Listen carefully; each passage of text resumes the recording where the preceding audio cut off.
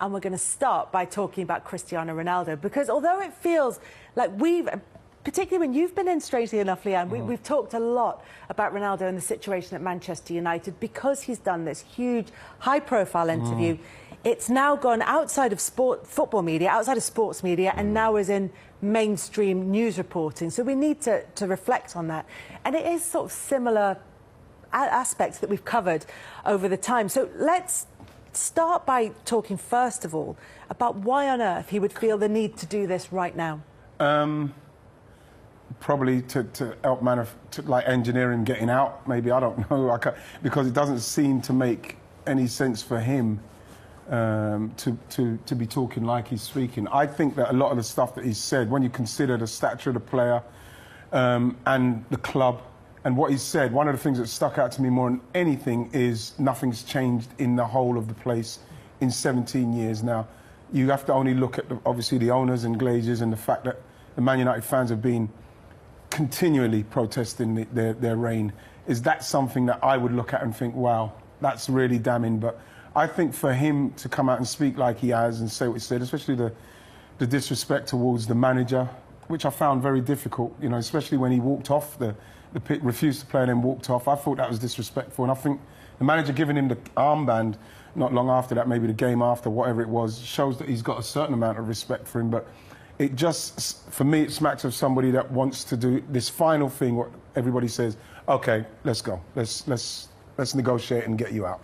We'll come back to all the individual points and talk about them in a bit more detail. But just broadly, Leanne, the fact that he's done this interview at this stage, just as we're heading into the World Cup, does that suggest a parting of the ways in January? Yeah, and I think it's a situation that should have been handled, you know, in the off-season, because it's out of control now to a certain degree. And you know I'm the biggest Cristiano Ronaldo fan, but at times this season, you know, I'll defend him all the time, but I can't anymore to a certain degree, because I played for managers I didn't particularly want to play for, I felt disrespected by, but I would never not come on the pitch. When you start walking down the tunnel and making it about yourself, you leave the manager with no choice but to drop you against Chelsea in the way that Ten Hag did. I think Cristiano Ronaldo doing this interview, the timing of it makes absolutely no sense. I think he's a bit out of touch with reality, if I'm being honest, because his legacy, I think, is being tarnished. Because, you know, I don't foresee there being a statue. I don't foresee all those things. Some of the things he has said, you can't deny. You know, the training ground, those types of things. But the way he's gone about it, I've always realised as I've got older, don't act upon emotion. Yes. And it seems to me that he's asked Piers Morgan's interview when he's feeling in a certain frame of mind, and then he's going to, I think he'll regret this, because if he did the interview after he's left Manchester United, OK, go ahead and do whatever you want, but you're still a Manchester United player, and it really pains me, as you can tell, because it doesn't make sense to me. So that's why it seems like he's doing it because he wants to get him out of there. Yeah, but Manchester United won yesterday against Fulham. Garnacho, 18-year-old, doing well, scoring. Ronaldo's his idol. All of the back pages today, even last night, it was all over the news, is Cristiano Ronaldo. Now, the interview's not even out yet. It comes out Wednesday and Thursday. You know, it's only been snippets that have come out. So I'm going to wait to see the whole thing to make a complete opinion of it. But I think the timing of it is very, very poor. No denying Cristiano Ronaldo is one of the greatest players we've all ever seen. It can, you know, different opinions can say whatever they want, but that's just the way I feel. But I'm really disappointed in this situation. And I feel like it shouldn't be a situation where no one could speak out about him, because it seems like if anyone says anything bad about him, he ignores them. And he doesn't want to talk to them. I've spoken about Cristiano Ronaldo literally live, saying how great he is, how much I love him. But when he's doing stuff like this, I love Manchester United more than I love Cristiano Ronaldo. So, therefore, I have to give an unbiased opinion. And, again, I think he's let the fans down. I really do, and the club, because it doesn't make sense to me on a Sunday night coming out with his snippets, and it's just we're talking about, and the disrespect. Him saying that Ten Hag's disrespected him, it's quite strange. In terms of the coverage of it, officially, Manchester United and Ten Hag in particular have said he's part of our plans, he's an excellent player. Cristiano Ronaldo has been actually quite strong on his social media in refuting any allegations that he was trying to engineer a move away. He's talked about all No one says they're going to move away when they're trying to do it. But he's actually gone out of his way to say reports that I'm asking about this are false, or certainly to imply that with quite cryptic messages. The messaging and the briefing that's been coming through, and you will know about this, Darren, is that from the club, we can't get anybody to buy him. From Ronaldo, there are plenty of people interested, the club won't let me go. And that's why this interview coming at this time is so interesting. Yeah, they're all intangibles. And when in football there are lots of things that happen that it's impossible to prove, because sometimes when these conversations, you guys both worked in the game and you both know that there'll be people who will be operating on your behalf who have that plausible deniability. So it's easy for you then to be able to come out and say, it wasn't me, I didn't say that, he didn't approach them on my behalf. I think as far as Ronaldo is concerned, everyone is well versed enough in football to be able to understand how it works now. So I don't think that anyone's in any doubt that there had been approaches made to other clubs, and you only have to look at the many clubs around Europe who said thanks but no thanks to know that there had been conversations ongoing. Where does it leave him? I think he's done at the club. There is no chance he would come back. We've already seen from Ten Hag's demeanour that he will not have somebody who's going to be fair, no manager would have a player back in the squad who's disrespected him in that manner. My understanding is that at United, Ronaldo, when he wants to do interviews, does them. He doesn't wait for anybody to say you can or you can't. He just does them. And I think as far... Listen, somebody who works for a national newspaper and in the decision-making process, the interview is superbly executed. And they've done, what they've done is they've leaked a little bit, as you've been saying, a little bit of snippets now, and then the whole thing later on in the week. So, and it's designed to keep you engaged. So you want to be talking about it. They love that we are talking about it. But we have to be talking about it because this is one of the biggest clubs in the world, and this is one of the biggest players in the world. But there are three things that Leanne said a second ago. The first is that he talks about disrespect, and he actually cited Sir Alex Ferguson. And the irony of that is Sir Alex Ferguson would have ripped up his contract before he'd finished his breakfast on the basis of that interview, because of the disrespect that he'd shown to the club, to the manager, to Garnacho, who should have had his day today, and all the headlines being about him, and to we know the team. that because we know that Sir Alex Ferguson vetoed an interview that is still not been aired on Manchester United's own television channel that he wasn't happy about. With Roy Keane, you know, we know what he sold Jaap Stam after Jaap Stam spoke about the internal workings of the club in his book. And I look at this particular situation and I see a player, in my view, who is looking at a team moving on behind him and can't accept it. Garnacho is a future, Anthony is a future, the green shoots of recovery and the team's winning form, 14 wins from their last 21 matches. That's the future, a team working as a team rather than relying on one man. And the other supreme irony about all of this is that other clubs will look at his conduct and his anger and his reactions to not being a first-team starter and say, thank goodness that's not in our dressing room. And he's no closer to finding another big European club on the basis of that, because no club would want that in their dressing room. As a fan of Cristiano Ronaldo, like I am, right, I feel like he's made all those people that have said he makes it always about him, that I've had to, you know, shut down for years and years and years when he's taken the fourth penalty because he wants to score the winner, he celebrates his goal. I've been like, no, it's not there. But he's validated all those people now because he's made it about him. And that's something that I feel like I can't really defend at this moment in time. I was just going to say that all the things that he's talked about, and we will come back to, are things like, you know, the way that he's talked about the current manager, previous managers, whether it's Alex Ferguson, who's very close relationship with, whether it's about Rangnick, whether it's about Ten Hag, the current manager, also about former teammates, talked about the current crop of players at Manchester United and about the situation more generally at the club. And Manchester United, in the last couple of minutes, have released a statement, and this is what the club have said about Cristiano Ronaldo's interview. It said they note the media coverage. The club will consider its response after the full facts have been established. They're doing what you're doing, Leanne. Our focus remains on preparing for the second half of the season, continuing the momentum, belief and togetherness being built amongst the players, managers, staff and fans. Obviously this is unhelpful to Erik Ten Hag and to the players who are there. It's disrespectful, as you say, Darren, to his current teammates and to Garnacho, who could have had a brilliant moment where he was splashed all over the back pages with that late winner for Manchester United against Fulham. But of the comments that we've heard from the interview, the one that has garnered most sympathy, particularly from Manchester United, the ones about how the club has progressed since Sir Alex Ferguson and David Gill. It must be said, he doesn't talk about him, but it happened at the same time, left the club, about how the gym, the facilities, everything that he has access to, the food in the canteen. There was very keen to be complimentary towards the chef as a person.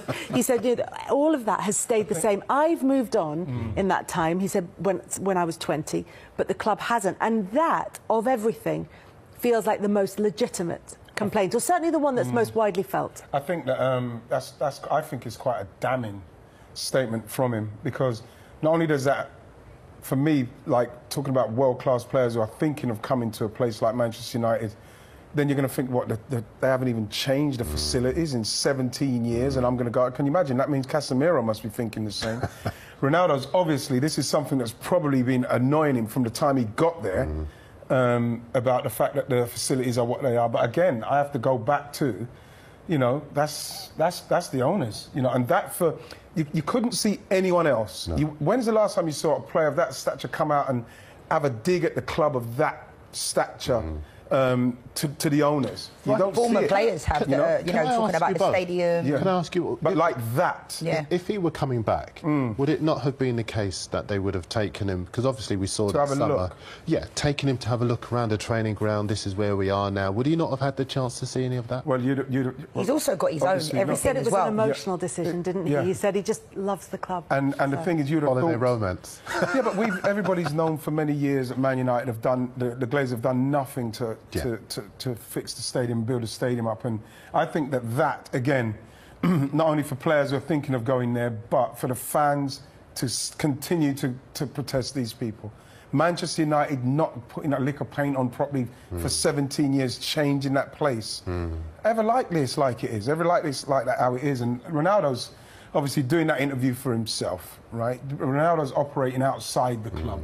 You know what I mean? It's like you said there, Kels, he doesn't ask anybody when he does an interview. He does an interview when he wants. He's operating outside the club, so he doesn't really care deep down. The problem for me is that Man United need to find a way to get this squashed so as they can move on. Yeah. So as then, you know, and I'd implore, I'd say to the fans, continue to protest, because they do need to change everything at Manchester United, and that is not bringing back Ronaldo, maybe.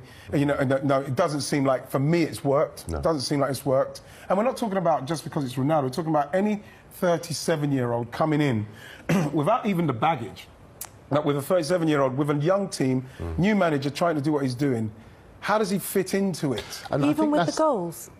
I think with the goals, I agree with Wright in so much as, if you think about it, he's angry that Rangnick isn't starting him and is starting younger players and is asking him to come on the bench. And there are stories that when he was named in midweek as a substitute, he was suddenly ill. But the fact is, the team is moving on without him. That's football. Yes. That's not betrayal. That's not personal. That's just the way that football works. And that's one thing I will say, though, guys, is something that's not gaining much traction, and I'm not going to defend Cristiano Ronaldo, but he did speak a lot about the emotional side of, you know, his baby and that type of stuff. And he spoke about not being supported by the club. Now, when you're in that frame of mind, people talk about money too much with footballers. Oh, they're on this much money. We are all from the same place. We're all human. And I feel like sometimes footballers are held on a different standard. So I'm not making excuses for him, but I'm saying, you know, there's an aspect of, he has been through quite a traumatic time, and he actually spoke about the Liverpool fans, how much they, you know, what they did for him, and that has to be taken from it as well. So for me, you know, like I said, it doesn't make sense, this interview. I don't think to anybody. It doesn't make any sense to anybody. And what you say is right, and we should hold that to account. He's been through a hugely traumatic past, losing one of the twin babies that he had with his partner, and we shouldn't forget that there is a human being at the centre of all of this. Some of the issues that he's raised in this interview are issues that predate that, as you say, go back to his time of joining Manchester United, talking about the previous manager, Ralph Rangnick, saying he didn't understand why they brought him in. And then critical of Erik Ten Hag in particular, but also talking about former teammates. Wayne Rooney was the player who came in for criticism from Cristiano Ronaldo.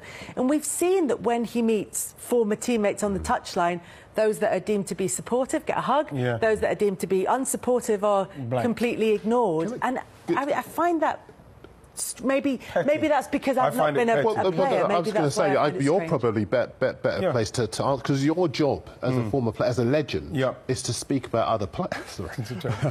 He just said legend. Oh, here we go. They're already top of the league. Don't bring your false modesty in here. Sorry, no, please let Darren speak, please. Go on, sorry, but your job is to speak about other footballers. Yes. And sometimes to be critical. It's never personal. We've spoken privately about this. Absolutely. It's just that you are speaking about the kind of thing that everybody else is seeing. And so it must be hard if a player is basically going to act in a manner that suggests if you are anything other than gushing with praise for them, you are criticising them. The thing about it is as well, Darren, is like I was quite uncomfortable watching what he done to Jamie Carragher, because when I watched Jamie Carragher's kind of like summing up of the whole situation, it's not a million miles off of where we are now, in saying about how old he is and what he's going to bring and what's going to happen with the youngsters and how is he going to respect them. All the stuff that Jamie said, it's kind of come to be. And so you think to yourself, as a pundit, that's all you're trying to do. You know what I mean? I've got no problem with walking into any like lounge, or if the lads are around and, you know, I can see any of them say, no, I'm never personal. It will never be personal. You just try and give the facts. And that's something that all pundits try and do. No one's blatantly going out to dig you out just because. I always analyse people the way I'd be okay being analysed myself. And it should never be personal. But the Jamie Carragher one, I think everyone made a joke of it because he's obviously former Liverpool. Yeah. But then when it was Gary Neville, it almost became no longer funny because he's Man United and it becomes he's always been he was very, a former teammate, whereas Carragher was an opponent. Yeah, but the thing with him as well, with Gary Neville, this is why it was, I thought it's petty, right? Is Gary Neville's always stuck by him. And one time, Gary Neville may have said something about the way he's acting and the way he's behaved, which was terrible, walking off. He blanks him. It's really... What's going to happen to me at the World Cup then if I see it? That's it, you're gone now. This is it. It's complete. I do remember Gary Neville standing beside him when he was an 18-year-old. He'd done really well, and I think he won the Man of the Match award. And Gary stood beside him, giving, interpreting for him, basically, and speaking up for him because he wanted to protect him and the culture around United at the time. Yeah. So Alex Ferguson used to protect Ryan Giggs. This was him protecting Ronaldo. And, you know, you could see that there was that solidarity for him and that will to protect him, and that has been the case ever since then. But I think that we are at a place now where he's criticising Wayne Rooney for basically telling the truth. Yeah. That if you look at the other sides in the top six, they are all sides with dynamism, with youth. You look at people critiquing Klopp for selling Sadio Mane, and he's 7 years younger than Cristiano Ronaldo, but he recognises you need to keep regenerating the team, and he's brought in a 23-year-old to replace him. You look at City, they're bringing in younger players to replace the players they had. Arsenal, they've brought down the average age of the team. They've got one of the youngest teams in the Premier League. The future is youth. So I don't see it as betrayal. Again, that's football. But Ronaldo seems not to be able to appreciate that and is interpreting any scintilla of analysis around that as being criticism of him when everybody respects his status as a legend. There's a really interesting... Guillaume Balaguer wrote a biography of Cristiano Ronaldo, and he's posted a clip of that on social media today where he talks about the fact that he is defined wholly as a human being, or primarily as a human being, by his sporting success. And if that sporting success isn't there, then he feels as a person he is no longer a success, and that attacks the identity of the human being at the centre of all of this, and that makes it particularly difficult to come to terms with, you know, the dying of the light, if you like. He's raging against it. Yeah, it's quite a sad situation. It's quite sad when you consider what he's done, what he's achieved up to this point, and for him to not be able to deal with the coming to an end of something. Obviously, it happens to all of us when you're playing. It was happening to me. And you do feel a sense of like, is that it? Or because all you're thinking, and for him, especially with when you read about his youth and the fact when he was 12, Kells, he was taken away from his parents to go and pursue his dream and that, and you know, so he's always been lauded from that age, and that, so he's always kind of been, yes, okay, Cristiano, and it's happened to him. He's not somebody that's used to hearing negativity around him, and so he's somebody that's continually thinking about it. Now he's coming to a place where it is kind of coming to it. That must be difficult for him. It's something that he may need to go and seek like some counselling for. The only reason why I think he feels this way as well is because we were talking about this before. Like, doesn't he have a valid point about he should be playing when you look at Sancho, Martial, Rashford? You know, he's not had I know Rashford's just got picked for England, but debatable as well. So for me, when you look at it from a football perspective, we know Cristiano Ronaldo isn't the same as he was, but he's not an awful footballer all of a sudden, and I feel like everybody's acting like he can no longer kick a football. But there's when he's not the same as he used to be. It's a different the way they play, Liam, when he's not playing. Sancho hasn't been great. Martial hasn't been great. So if you're Cristiano Ronaldo and you get told midweek, Anthony Martial's going to play, who's been injured, had a decent pre-season, been at the club for 7 years. He brings something different than Ronaldo. You know, Yeah, but I hear what you're saying about well, Sancho. right? Sancho's Still not playing that well. He's injured as well. You know, Rashford's got his form back. And when they're playing and the way they're playing, it's a different dynamic to the Man United. It's a quicker, sharper Man United. And yes, he scores goals. That's what he does. And I'm not going to... You can't knock that because that's what you want. But at the same time, with Man United and the way that they've now starting to progress, like I watched them against Fulham, they were brilliant. They should have been 3 or 4. They should have scored, should have finished it. Maybe if he was on, he could have scored those goals. But at the same time, they play a different style of football when he's playing.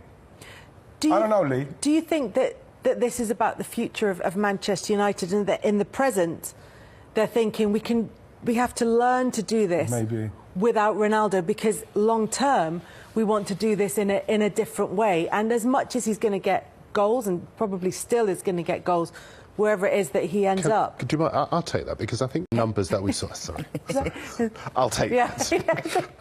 If you look at the numbers that were in the bottom of the screen a second ago, they're brilliant numbers for a fantastic player. But the legacy now from his last 2 clubs is we're glad to see the back of him, and that's really sad. Yeah. I think that Juventus, he was scoring goals, but the team were not doing so well. They're doing better without him. And senior players in that squad have come out and made those comments. Yeah.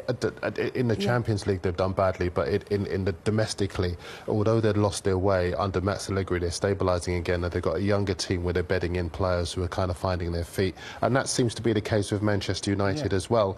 And I just think that it is about 2 things. About the future, but also about recalibrating the status of the club, because I think a big part of the reason why they lost their way is because they were obsessed with celebrity, and they were obsessed with commercial popularity, and you know, they're bringing in the Zlatans and the Bastian Schweinsteigers and the other guys who were in the back end of their careers, but they were generating lots of social media engagement and lots of advertisers were being attracted, but they weren't players who were going to drive the club forward. And I think right now it's about younger players who probably aren't going to hit the ground running straight away, but eventually they're going to be guys who are going to drive the club forward.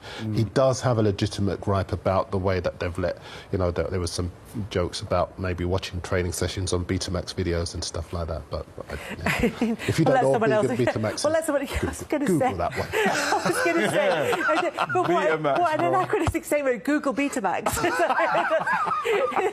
They're not 2 things you often hear together in the same sentence. This grey beard is here for a reason. But look, for Manchester United, they find themselves in 5th place in the table, and there's a real opportunity for them to really push for the top 4, but it looks as though they're going to be doing that without Cristiano Ronaldo, certainly in the aftermath of that interview, although maybe more will come out in the long version of that. It seems unlikely. Well, strange you should mention Ronaldo, who missed today because of illness, but has also done an interview with Piers Morgan. And I've got some of the quotes from the interview in front of us. Piers Morgan said to him, they're trying to force you out. Ronaldo says to Morgan, yes, not only the coach, but the other 2 or 3 guys that are around the club. Morgan says at senior executive level, and Ronaldo says, yes, I felt betrayed. Morgan says, you think they're trying to get rid of you? Ronaldo says, honestly, I shouldn't say that, I don't know, but listen, I don't care. People should listen. I feel betrayed, and I feel that some people don't want me here, not only this year, but last year too. Thoughts? First of all, I'm totally baffled and confused as to why he's done this interview, if I'm totally honest with you. Today, the timing of it, I think it leads you to just how Cristiano Ronaldo is obviously feeling right now and how he's felt all season. We've seen nothing but almost petulance throughout the whole year, with the kind of like walking down a tunnel. Today, supposedly, well, he said he was ill on the sheet anyway. I don't know what's actually been reported, but now he's doing interviews with Piers Morgan. Look, he's a frustrated player, and I've said from day one, I think that the whole situation has been mismanaged by the club with Cristiano Ronaldo this year. And whether he feels lied to or not, today just don't feel right to me. It feels. I don't think it's going to help him with the Manchester United. I think it's disappointing, to be honest. I mean, he's got nothing to prove. So I can't understand why he would want to put his point across. Maybe, maybe his ego's dented a little bit. I think it's a situation where he's not ever been in this situation before. And maybe he doesn't know how to handle it. But you like to think there's people around him that would say, you know, you don't have to do this. He's done there now, isn't he? I mean, Erik Ten Hag can't, isn't he? As a manager, I mean, I feel like Erik Ten Hag, where I do half kind of like with Ronaldo and what he's saying, he feels like he's been kind of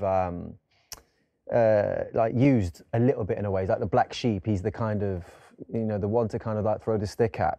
I do at times feel like with Ten Hag, it enables him to elevate his position at the football club when he treats Cristiano in a certain way. It enables to kind of get the dressing room to fall in line. But at the same time, you know, Ronaldo does have to behave in line with how the rest of the team does. But I do think if I was a manager, it makes sense for Ten Hag to. I mean, he can't play him now. But Jay, you know, he can't be involved in the team now.